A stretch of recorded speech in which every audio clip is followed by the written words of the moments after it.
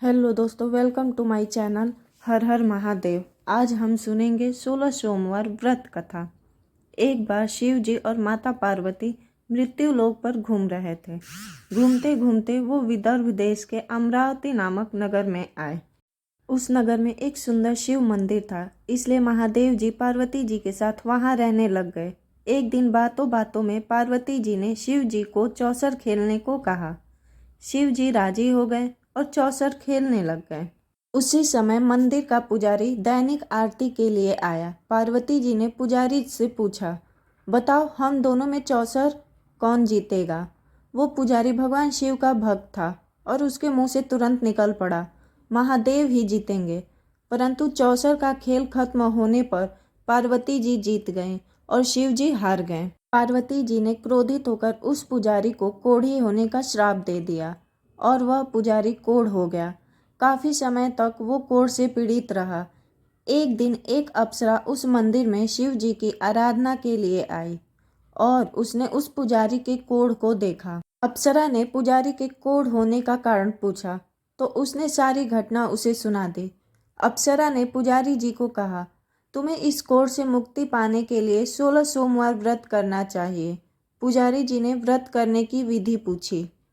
अप्सरा ने बताया, सोमवार के दिन नहा धोकर साफ कपड़े पहन लेना और आधा किलो आटे से पंजीरी बना देना। उस पंजीरी के 3 भाग करना। प्रदोष काल में भगवान शिव की आराधना करना। इस पंजीरी के 1/3 हिस्से को आरती में आने वाले लोगों को प्रसाद के रूप में देना। इस तरह 16 सोमवार तक यही विधि अपनाना। 17वें सोमवार को 1/4 गेहूं के आटे से चूरमा बनाकर शिव जी को अर्पित कर लोगों में बांट देना। इससे तुम्हारा कोढ़ दूर हो जाएगा।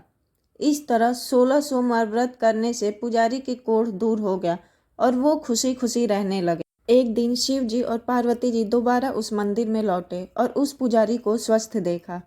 पार्वती जी ने उस पुजारी से स्वास्थ्य लाभ होने का उपाय पूछा। उस पुजारी ने कहा उसने 16 सोमवार व्रत किए जिससे उसका कोढ़ दूर हो गया। पार्वती जी ने इस व्रत के बारे में पुजारी जी से पूछा। पुजारी जी ने सब विधिवत बताया। माता पार्वती ने भी ये व्रत किया और इससे उनके रूठे हुए पुत्र कार्तिकेय जी घर वापस लौट आए और आज्ञाकारी बन गए। कार्तिकेय ने अपनी माता से उनके घर वापस लौट आने का कारण पूछा। पार्वती ने उन्हें 16 सोमवार व्रत के बारे में बताया। कार्तिकेय जी यह सुनकर बहुत खुश हुए। कार्तिकेय ने अपने से दूर गए ब्राह्मण मित्र से मिलने के लिए इस व्रत को किया और 16 सोमवार होने पर उनका मित्र उनसे मिलने विदेश से वापस लौट आया। उनके मित्र ने इस राज का कारण पूछा तो कार्तिकेय ने 16 सोमवार व्रत की महिमा बताई। यह सुनकर उस ब्राह्मण मित्र ने भी विवाह के लिए 16 सोमवार व्रत रखने के लिए विचार किया। एक दिन किसी नगर के राजा ने अपनी पुत्री का स्वयंवर कर रहा था। कई राजकुमार राजा की पुत्री से विवाह करने के लिए आए। राजा ने एक शर्त रखी कि जिस भी व्यक्ति के गले में हथिनी वरमाला डालेगी उसके साथ ही उसकी पुत्री का विवाह होगा। वो ब्राह्मण भी वही था और भाग्य से उस हथिनी ने उस ब्राह्मण के गले में वरमाला डाल दी और शर्त के अनुसार राजा ने उस ब्राह्मण से अपनी पुत्री का विवाह करा दिया। एक दिन राजकुमारी ने ब्राह्मण से पूछा, आपने ऐसा क्या पुण्य किया जो हथिनी ने दूसरे सभी राजकुमारों को छोड़कर आपके गले में वरमाला डाली। ब्राह्मण ने कहा, प्रिय, मैंने अपने मित्र कार्तिकेय के कहने पर 16 सोमवार व्रत किए थे, उसी के परिणाम स्वरूप तुम मुझे मिले। राजकुमारी यह सुनकर बहुत प्रसन्न हुई और उसने भी पुत्र प्राप्ति के लिए 16 सोमवार व्रत रखा। फलस्वरूप उसको एक सुंदर पुत्र का जन्म हुआ और जब पुत्र बड़ा हुआ तो पुत्र ने पूछा, माँ, आपने ऐसा क्या पुण्य किया जो आपको मेरे जैसा पुत्र मिला। राजकुमारी ने भी पुत्र को 16 सोमवार व्रत की महिमा बताई। यह सुनकर उसने भी राजपाट की इच्छा के लिए ये व्रत रखा। उसी समय एक राजा अपनी पुत्री के विवाह के लिए वर तलाश कर रहा था तो लोगों ने उस बालक को विवाह के लिए उचित बताया। राजा को इसकी सूचना मिलते ही उसने अपनी पुत्री का विवाह उस बालक के साथ करा दिया।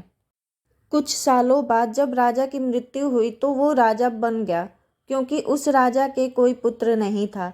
राजपाट मिलने के बाद भी वो सोमवार व्रत करता रहा।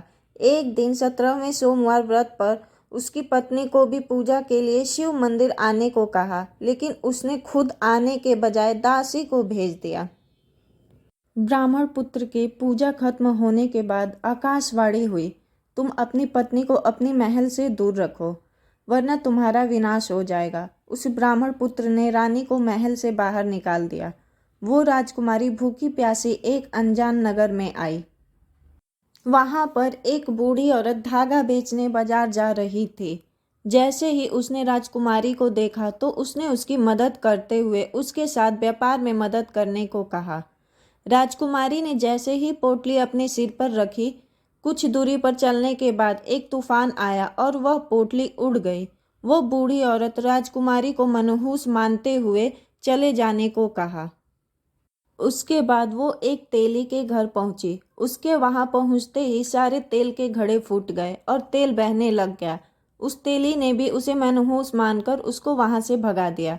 उसके बाद वो एक सुंदर तालाब के पास पहुंची और जैसे ही पानी पीने लगी, उस पानी में कीड़े चलने लगे और सारा पानी धुंधला हो गया। अपने दुर्भाग्य को कोसते हुए पेड़ के नीचे आराम करने गई। जैसे ही वो पेड़ के नीचे सोई, उस पेड़ की सारी पत्तियां झड़ गईं। अब वो जिस पेड़ के पास जाती उसकी पत्तियां गिर जाती थीं। ऐसा देखकर वहां के लोग मंदिर के पुजारी के पास गए। उस पुजारी ने उस राजकुमारी का दर्द समझते हुए उसे आश्रम में ले आए। इस तरह वह आश्रम में रहने लग गई। अब वो जो भी खाना बनाती उसमें कीड़े पड़ जाते। जब पुजारी ने यह देखा तो राजकुमारी से पूछा, बेटी, तुम पर यह कैसा कोप है जो तुम्हारी ऐसी हालत है? राजकुमारी ने शिव पूजा में न जाने वाली कहानी सुनाई। उस पुजारी ने शिव जी की आराधना की और उसको 16 सोमवार व्रत करने को कहा, जिससे उसे जरूर राहत मिलेगी। उसने 16 सोमवार व्रत किया और 17वें सोमवार पर ब्राह्मण पुत्र उसके बारे में सोचने लगा। वह कहाँ होगी, मुझे उसकी तलाश करनी चाहिए। इसलिए उसने अपने दूत भेजकर अपनी पत्नी को ढूंढने को कहा। उसके आदमी ढूंढते ढूंढते उस पुजारी के आश्रम पहुंच गए और उन्हें वहां राजकुमारी का पता चल गया। उन्होंने पुजारी से राजकुमारी को घर ले जाने को कहा, लेकिन पुजारी ने मना करते हुए कहा, अपने राजा को कहो कि खुद आकर इसे ले जाएं। आश्रम में रानी को देख दूतों ने राजा को बताया। तब राजा ने वहां जाकर पुजारी जी से कहा, महाराज, यह मेरी पत्नी है, मैंने इसका परित्याग कर दिया था, कृपया इसे मेरे साथ जाने की आज्ञा दें। शिव जी की कृपा से प्रतिवर्ष 16 सोमवार का व्रत करते हुए वे आनंद से रहने लगे और अंत में शिवलोक को प्राप्त हुए। इस तरह जो भी यह 16 सोमवार व्रत करता है उसकी सभी मनोकामनाएं पूरी होती हैं। एक बार प्रेम से बोलो महादेव की जय।